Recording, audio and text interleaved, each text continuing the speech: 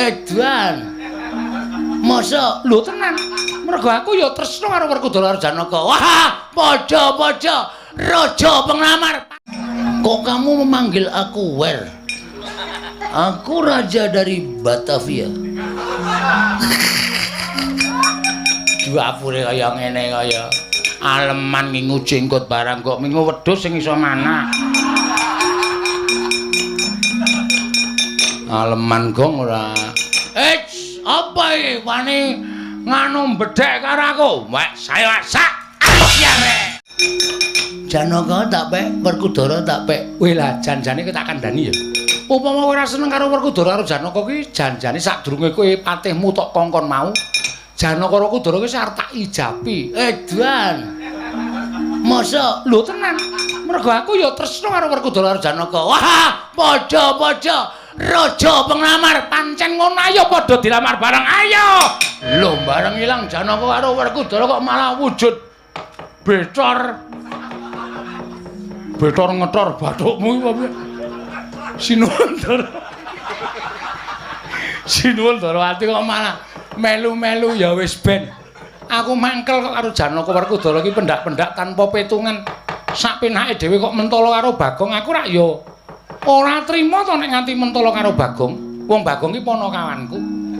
Nek nganti Bagong dikapak-kapakke iki cilik diloloro gedhe tekaning pati, aku sing ora trima.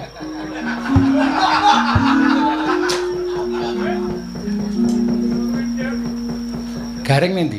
Teng mriko. Petruk teng mriko. Kae kon ngajar ratu kae.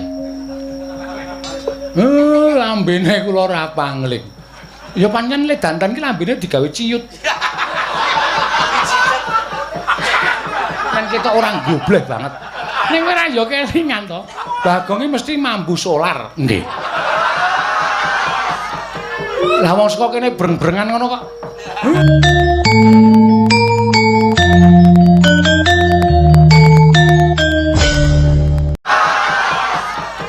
Lah wong saka kene breng-brengan ngono kok.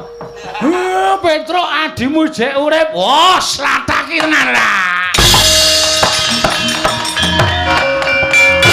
Dewi Janaka. Iya dasar kepara nyata. Ayone tombo undung. Dasar asu. Ana lencer kuning.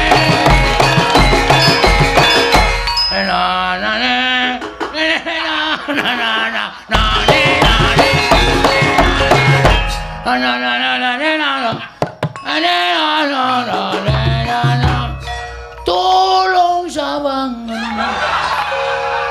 sawangan aku sing nandang rindu. Tolong mulia saurna utangku. Kang atiknya. Ayo tak bojo sayang. Ya. Aku lanang. Ora masalah. Aku asih dhisik. Aku lanang gelem wedok gelem. Aku kuwi lanang. Cahedan Patokol Baworsari tak pecah siramu. Nyo pecan.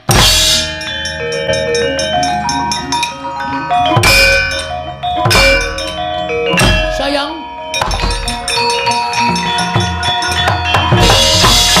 Wis sapa iki? Awake kok dicet ireng. Iki sapa? Patokol Baworsari. Prabu Kresna, Prabu Kresna. Janaka tak pek, Werkudara tak pek. Weh lah janjane kowe tak kandhani ya.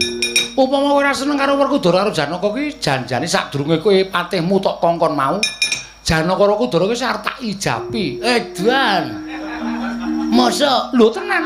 Mergo aku ya tresna karo Werkudara karo Janaka. Wah, padha-padha raja penglamar pancen ngono ayo padha dilamar bareng ayo.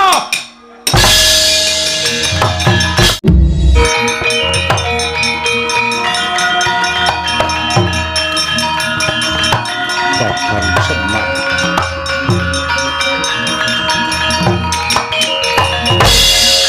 Depol, aku tuluh ngono. Kakang Semar aku tulung ngono. Kok ora Bundarawati malah melu-melu perkara iki. Pripun nek kaya ngeten iki? Nek kula nulungi napa labuhan kula ajeng manglalekke. Nggih. Sampeyan kewirangan lho diwadonke wong niku nek cara kula kaya didak sirahe. Sampeyan iku satriya jagan nganti keberbeken ngumandhangi Ndara Janaka Ndara Werkudara kok ming ajeng diramar Ratu Petruk nika. Pun pripun? Aku luput. Kang Semar aku kleru. Yen Bagong isih urip arep tak goleki nganti sak ketemune. Yen Bagong urip arep tak goleki nganti sak ketemune. Semar, aku tulung ana. Aku tulung ana. Prabu Patrokol Bawarsari. Piye, Prabu Kresna? Kira-kira kowe milih sapa? Janaka apa Werkudara? Aku terserah lah. Aku manut. Aku njaluk sing libidone dhuwur sapa.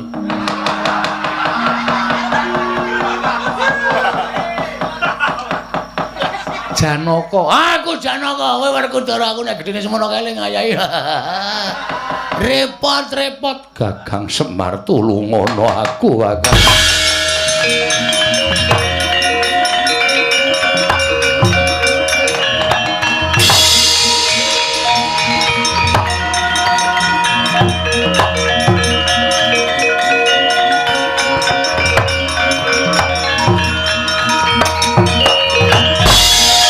Belum bareng ilang Janaka karo Werkudara kok malah wujud Betor.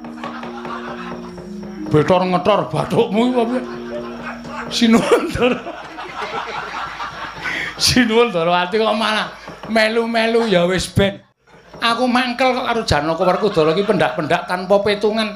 Sak penake dhewe kok mentala karo Bagong, aku rak ya ora trima to nek nganti mentala karo Bagong. Wong Bagong iki ponokawanku. Nek nganti Bagong dikapak-kapakke iki cilik diloloro gedhe tekaning pati, aku sing ora trima.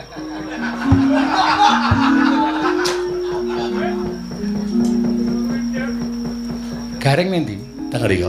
Petruk teng mriko. Kae kon ngajar ratu kae. Lambene kula ora pangling. Ya pancen le dandan ki lambene digawe ciyut.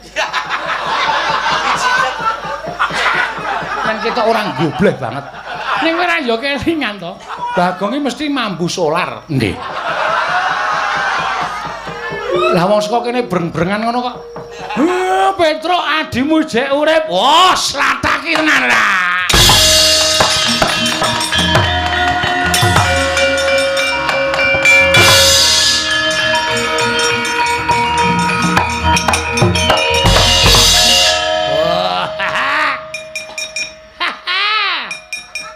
Kowe iki entuk sandangan saka ndi to, Wer?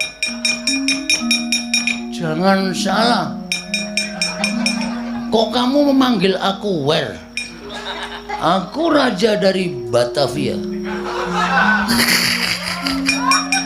Duapure kaya ngene kaya aleman ngingu jenggot barang kok mingu wedhus sing iso mana. Aleman gong ora.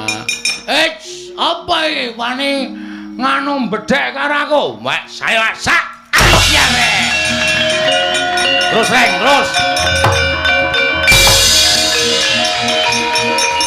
Wah.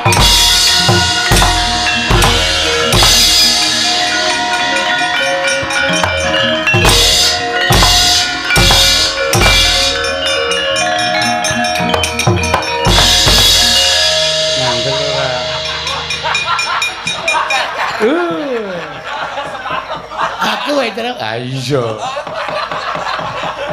Bagong anu gareng nendi? Aduh. Sik ngimpi dadi manten aku sik mati gareng.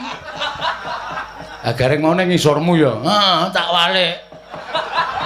Oh tak jeblos-jebloske aspal sak kayange. Reng, tangi reng. Dadi ratu kok. Ndadak mati barang reng. Ya wis ora masalah. Bojone gareng rada lumayan lho, Truk. Ah iya. Dambi nang omah ya. Ya. Plinteng tenan ya. Rumasane anggere muni ana dulure mati kok bahagiane ra jamak-jamak. Ning arep do aneh-aneh ora.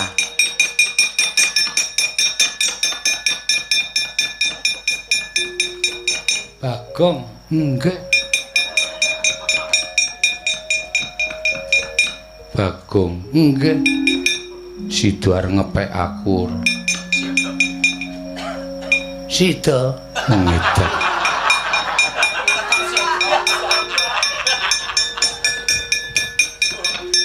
Wah, duwer. Lenggor. Wah. Ajar. Lah kowe iki terus entuk-entuk amuh apa kowe kok dadi ratu barang? Weh, lah niki iso dadi pepadang tumraping negara Ngamarta. Gusti Ayu. Medal Gusti Ayu. Gong tak totok sirahmu. Nang akeh kok dikopi kok. Mumet sirahku ora.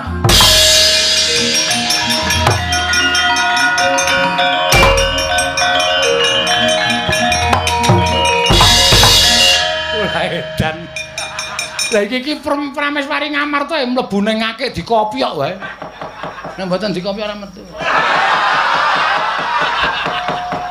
Metu ta? Iya.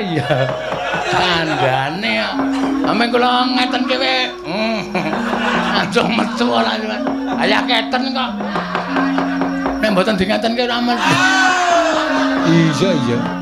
Ngerti aku nggih. Bagong aku njaluk ngapura. Bagong aku njaluk ngapura. Nggih, pun mboten napa-napa. Sing penting Ndarawara Drupadi wis kondur teng negara napa menika? Ngamarta. Terus kula ya wis iso mbalekke Ndaiwara Drupadi. Yai Ratu inggih ngatur panuwun Kaka Prabu inggih. Ha apa? Atonyo ndasmu lho. Ora kompak babar blas. Wah, aku ya krungu dhewe kok ya, Gong. Wah, jan kuwi Ndarawara wis jumeneng ning ngarepmu kuwi, Mir. Omong sisan. Piye Ndarawara ikhlas apa ora? Pripun, Den? Ikhlas napa mboten? Sampeyan dadi srana kesembadan gegawean kula mbangun desa. Dipol. Ing mestine aku ngajeni karo kowe. Ing mestine aku nyembah karo kowe yen perlu upama kowe dudu drajating wong loro saudon telu saurupan. Merga nggonmu wis momong marang para Pandhawa. Nanging apa ya pantes kowe ngucap kaya mengkono. Yen ngono cetha yen to kowe jatine ora tresna karo para Pandhawa. Kowe ora tresna karo Werkudara. Wah, men perkara bangun desa wae kowe dadak gawe pepati. Kowe dadak nganggo syarat srana. Sing gawe kapitunaning Werkudara. Piye Bagong? Mengkari gelem apa ora kaya? Mengkari gelem apa ora? Nek ora gelem tak rudha paripeksa. Nek ora gelem tak rudha paripeksa. Wah, Dipol.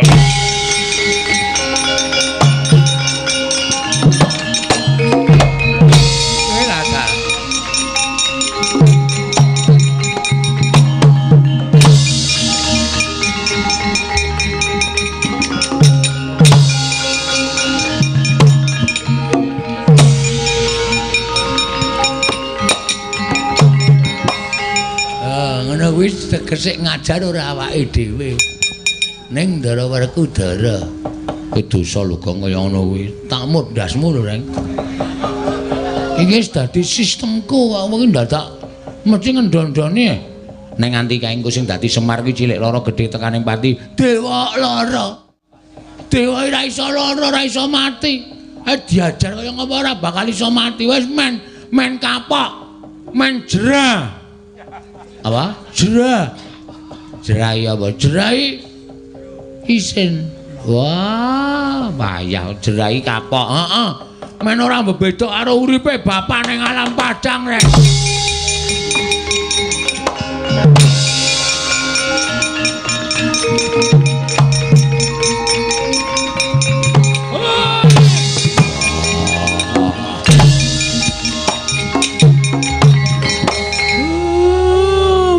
Disiksa Ndara, kula ampun ditendhangi.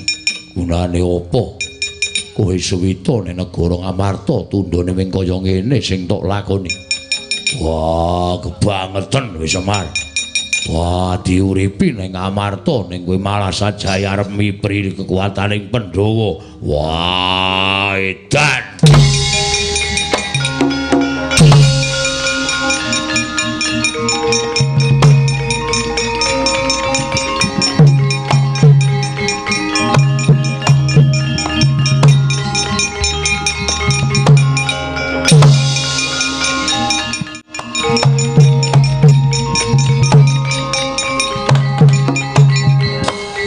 sik iki kok gawe gumun to? Bab napa? Lho biasane bapakmu kuwi nek dipiloro karo wong kowe iki mesti padha runtik. Lah kae ditendangi Werkudara kok kowe do meneng wae. Sing kurang kaprayitnan kuwi sampean. Lho. Kok kowe nyalahke aku? Oh, salah. Gunane apa? Kedapuk titik sing Sang Hyang Bathara Wisnu. Kudune iso nyawang sapa to Semar kae sejatine. Ora mentuk takon ngopo ora nesu. Ora nyambut gawe ngopo mentuk takon. Lah edan, ora edan sing edan kowe. Us. Aku ki ratu tok undheke edan. Ayo disawang. Kanggo Permana Jati. Sapa sejatine Semar kae?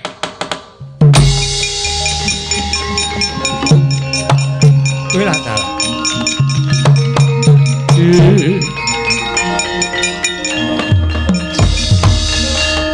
Lah kok dadi saka yang ngono kedadeane. Nah, niki kula critani.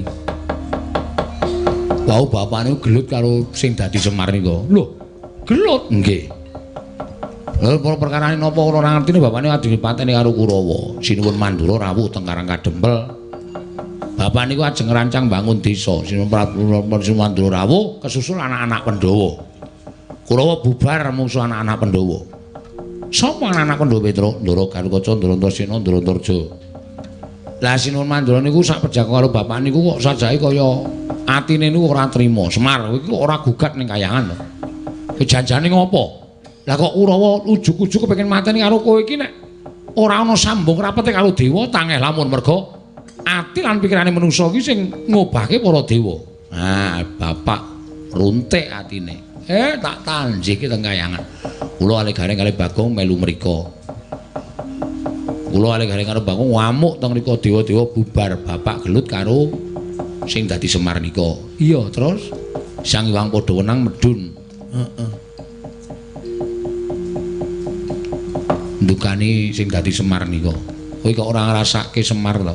Semar ki urip ning alam padang, Semar ki urip ning alam donya wis rekoso dadi wong sekeng, dadi wong ora duwe tukang momong. Kowe wis kebekan derajat pangkat dadi nalindraning para dewa kok isih duwe rasa gething karo Semar. Nek ngono hukumanmu mung ngrasake kaya dene urip kaya Semar. Jelek. Dadi Semar. Sapa? Nika wau. Lah terus Bathara Wenang wis Bagong Petra Gareng mangsa Brangga Murba Masesa. Semar iki tak unggahke ning kayangan. Ben Semar ngrasake dadi dewaning para dewa, sing dadi Semar kae mung ngrasake dadi Semar. Wong ngono, anu iya, anu nggih. Kowe lah dalah iki mau ki sing ngakon nganggo tumbal geti Werkudara iki sapa? Ngacung. Lah kok isa-isane nglakoni mbangane tangan kula sing ngajar Semar. Lho ora mentala wong wujude Semar. Ora ketang jerone udu Semar. Ben diajar Ndara Werkudara. Kae engko nek nganti kena apa-apa piye? Mboten mungkin niku dewa sing dadi. Ora apa-apa, diantem wae mung lara dela mari, lara dela mari. Nek nganti disudet kuku Pancanaka. Lho, apa mlendring? Kok apa mlendring kok disudet? Ora bakal terdas. Pun tak sampean pitados kalih kula ning ra awat-awati ndak geger kanane Bagong.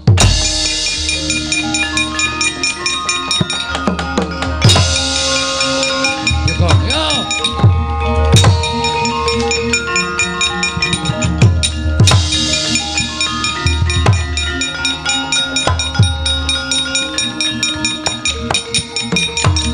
Kowe aja edan Antasena.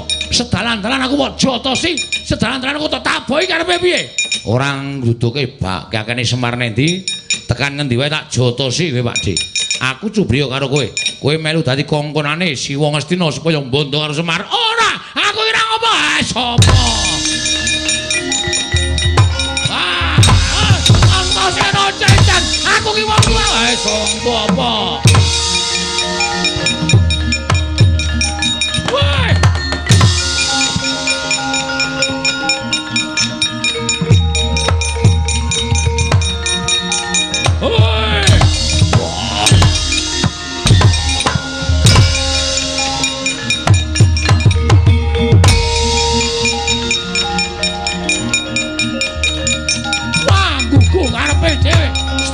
Pinata edan. Antasena kaya wong kranjingan. Ngantemi wong tuane sapenake dhewe. Lah kok dadi aku sing dituduh kaya ngene iki piye kanane? Lah iki menungsane keparat kowe.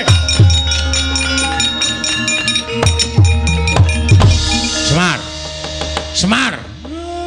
Kuli. Kula kok kuli. Kuli sinuwun. Kowe iki piye? Takon munggane kaya ngono melah tekan negara Ngamarta tapel wates negara Ngamarta piye? Kowe ngapusi Baladewa ya? Kowe ngapusi Baladewa. Nganti aku diajar karo Antasena, digawe pengiram-iram aku diwirang-wirang karo Antasena. Mergo aku ngeboti karo kowe. Jarene kowe munggane kayangan bakal gugat karo Baladewa. Lah kok klitian nang kene kowe iki janjane iso ditata apa ora kowe?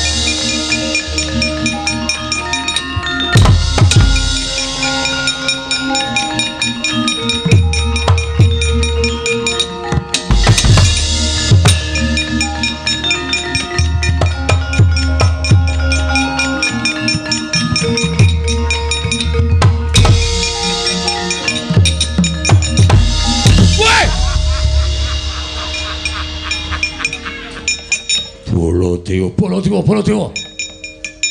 Wah, ngopo melu ngajar Semar? Menungso ora tatanan manut maring jajalan ati iblis.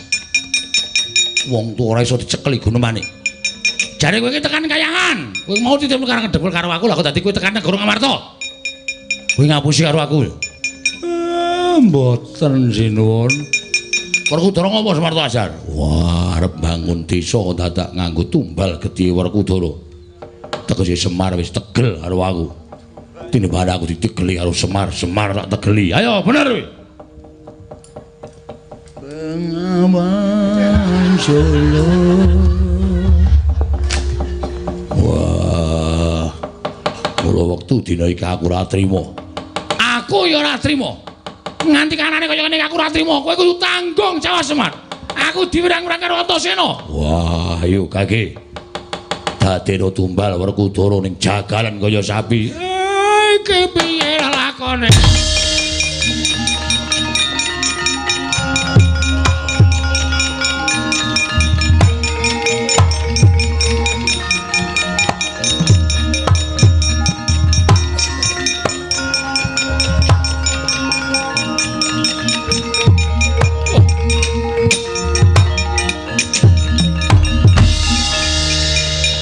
Baladewa, iya wonten dawuh ulun. Ulun ingkang prapta. Lho. Lho ulun ngasta utawi nganti dhateng Kakang Semar. Ya iki pancen Semar ingkang sejati. Ingkang nalika semana ulun dawuh supaya ngrasakake dadi dewaning para dewa ora ketang amung telung kedheping paningal. Sabab Semar ingkang ora luput, Semar ingkang ora kleru dijangka patine. Dening Manikmaya ingkang tansah duwe rasa gedhing keburu sengit kelawan Semar.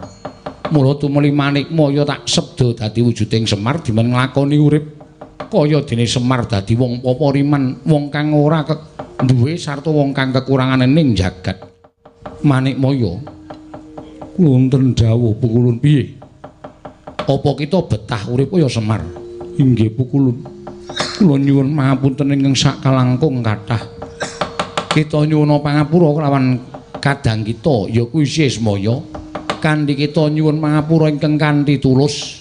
Sayekti kita bakal mbabar sejati ning wujud ingkang sejati. Kakang Ismaya kula nyuwun pangapunten. Sepinten kalepatan kula diagung pangaksami, kula mboten badhe nggendak sikara.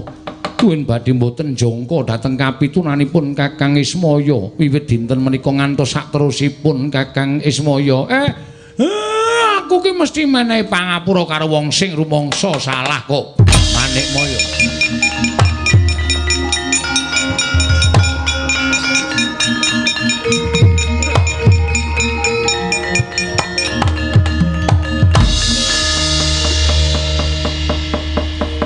Kita wis ngrumangsani luput Guru inggih. Ukulun kula sampun ngrumaosi lepat. Kanthi kaya mengkono, jangkungan sedyaning Siesmaya ya kadang kita. Jangkungan sedyaning Semar Badranaya. Nggone bakal mbangun desa muga dadi pancatan tentreming jagat sawigung. Inggih, kula badhe tansah ngulataken gegayanipun Kakang Ismaya Pukulun.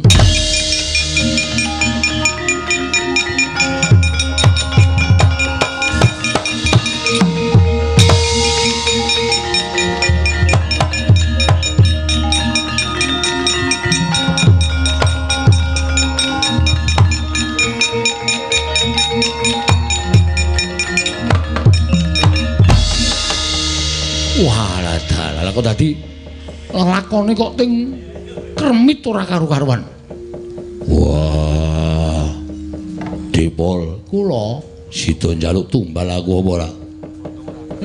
Sing nyuwun Rak Semar nika wau nek kula ora njaluk tumbal napa-napa.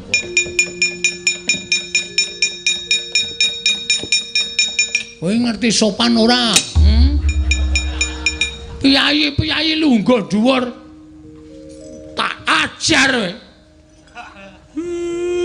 Cah picak mripate. Weh. Iki Bathara Guru to?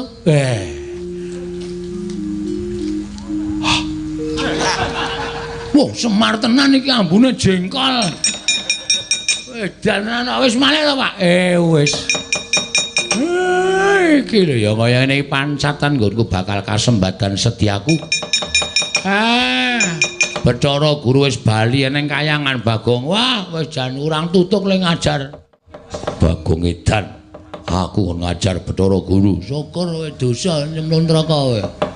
Wani ngajar diwa cemplung neraka. Kowe sing gawe-gawe. Mboten kula ning panjenengan mboten dingotenke ndak malamake Bathara Guru niku mboten jerah utawa mboten kapok. Wah, lho, kakek nang kono kene kae.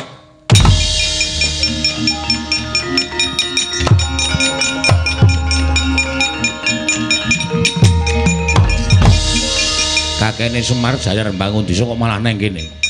Weh, saiki iki delon kuwi. Kuwi didelokke kuwi senengane ngluput ki wong gerang, ngluput ki wong tuwa saiki sawangen.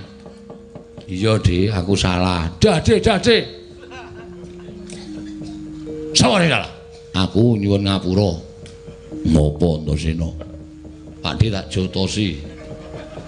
Mergane tak kira nek ngrangket kakekne Semar. Turun dalan tak antemi tak taboki nganti gila. Wah, caidan. Wah, sesuk meneh ora waton. Ya nyuwun ngapura Pak, ora ngerti kok. Wih, anakmu kaya ngono ora tau diulangi ngono iki. Anake wong kau, anake wong dosa. Anake wong mutuh apa anane? Pakdene diajar aku ki ratu turun dalan dijongkong-jongkongke. Nyuwun ngapura. Nyuwun ngapura, Pak. Wonge trima ora? Sapa? Sing ndok jotosi. Trima, ora trima gajulane. Sing gerang rak malah wah, Werkudara iki malah nutur karo anake sing apik to. Ora prayoga kaya ngono kuwi.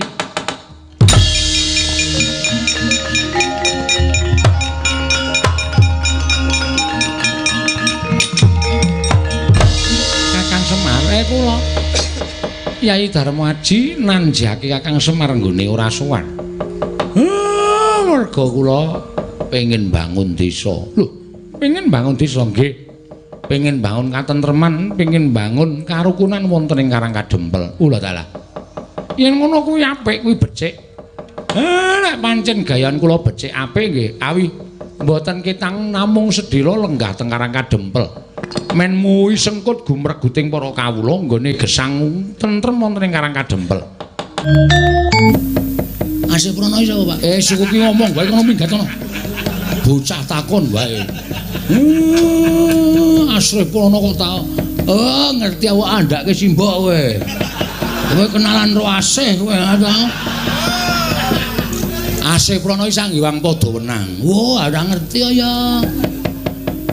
Nek pancen kapok bali aja ganggu gawe ndaraku yen perlu pangestanana ndaraku supaya lancar rancak nggone bangun negara Ngamarta. kula badhe paring pangestu dhateng para Pandhawa. Mugi-mugi tansah rancak anggenipun membangun ngamarta lahir kelawan batin. Ah, iya kana ndang Barya. Inggih, Kyai Semar.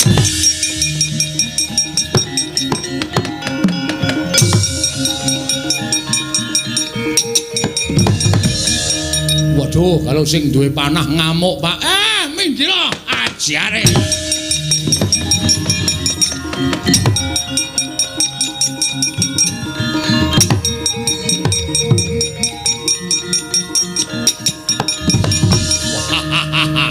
Semar. Wah, kowe ngapusi karo aku. Aku mung tok wenehi lombok tok cipta kaya kowe. Ayo, kowe gelem tak boyong apa ora? Nyo, boyongen aku. Kapok ora. Kakang Semar, kula sampun tobat, Kakang. Kula sampun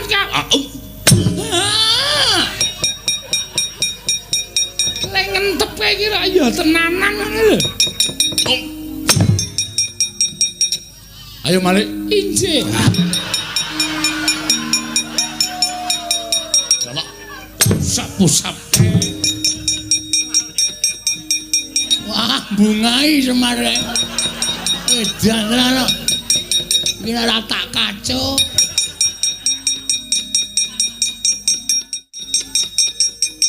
Wah, nggih tok terus-teruske kowe iki kapok ora to Durga? Inggih, kula kapok. Lah kok pendak-pendak ganggu gawe karo dalan-dalanku Pandhawa iki karepmu ki piye?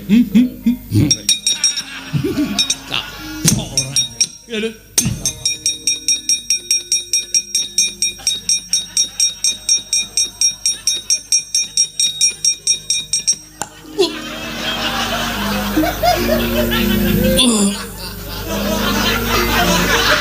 Waduh. Kapok ora kowe. Kandan-kandanane kok senengane. Bagong ora.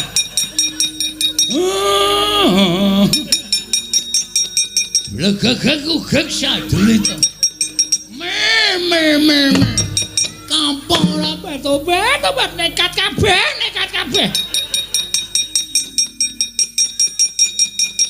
Gong, bojomu rene lho. Mama.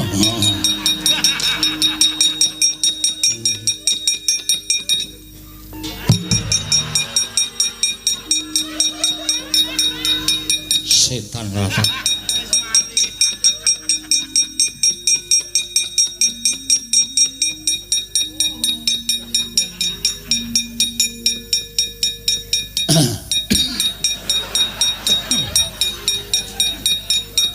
Dus.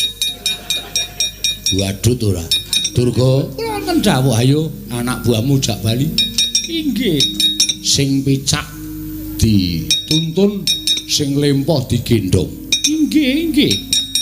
Ganggu gawe katentremaning kutha kene aja takon dosa mungsuhmu aku. Nyuwun pamit Kyai Semar nyuwun.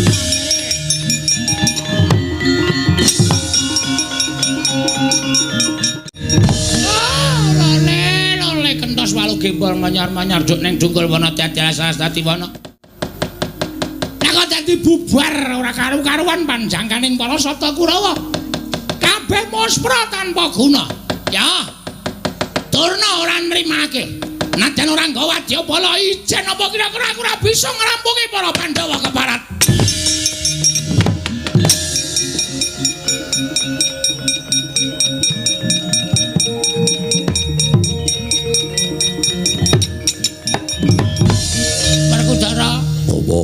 Aku sapa? Aku Durna, bapakmu. Kowe entuk ilmu pirang-pirang saka aku. Entuk? Tirta pawitra maning suci saka aku. Kayu gong suci saka aku. Apa-apa sing tak pareke kowe saka aku. Warwani karo aku. Warwani karo bapakmu. Ora. Mundur.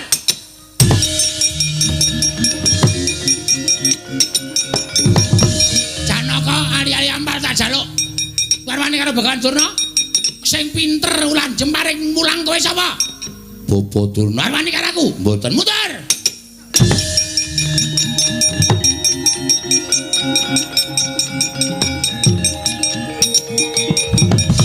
Anak Prabu Darma Kusuma, panjenengan menika siswa kula. Inggih, Bapak. Ayo muter.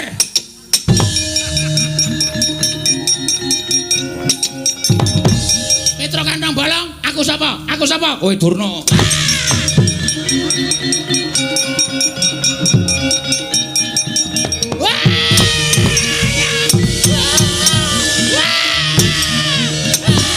Obar kono.